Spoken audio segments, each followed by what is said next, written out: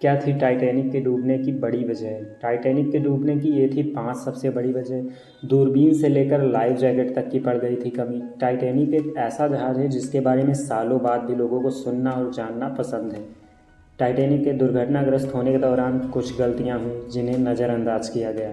अगर ध्यान दिया गया होता तो कई लोगों की जानें बच सकती थी।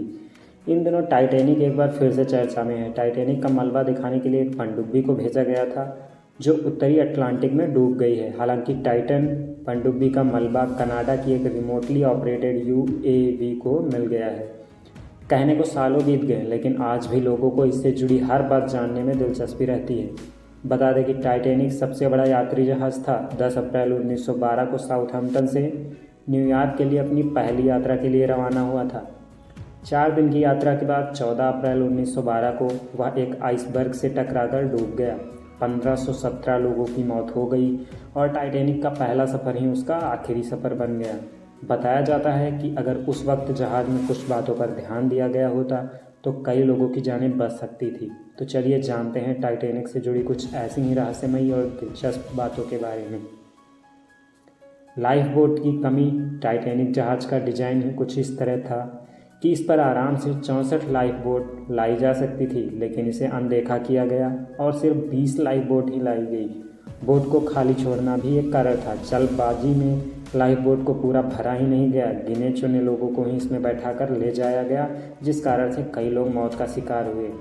इससे पहले एक चेतावनी दी गई थी, वो भी नहीं मानी गई। टाइटैनिक के दुर्घटनाग्रस्त होने से पहले आइसबर्ग के होने की चेतावनी दी गई थी, लेकिन जहाज़ के सदस्यों ने इसे नज़रअंदाज कर दिया।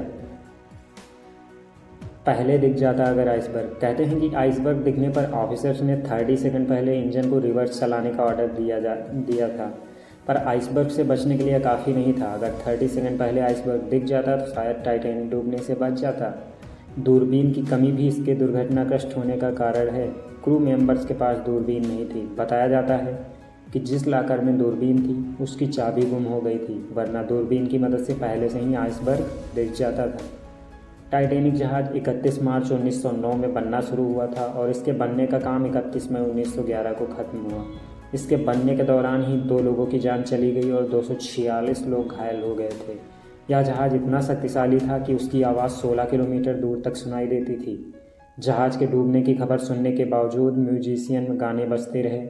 ऐसा इसलिए ताकि मरने वाले लोग आखिरी कुछ समय खुशी के बिता सकें।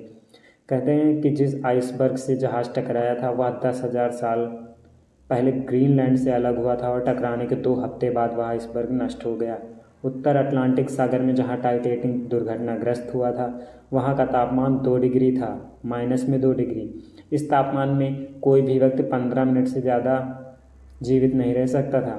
टाइटैनिक जहाज़ $75 लाख में बनकर तैयार हुआ था, लेकिन दिलचस्प बात यह है कि इस पर बनाई गई फिल्म $209 करोड़ खर्च हुए थे। तो ये थी सारी टाइटैनिक की कहानी और टाइटन पनडुब्बी के चलते यह आजकल फिर से चर्चा में है और इसकी अगली वीडियो जो है वो टाइटन से रिलेटेड होने वाली है। तो चैनल को सब्सक्राइब कर लीजिए और वीडियो पसंद आती है तो वीडियो को लाइक करें।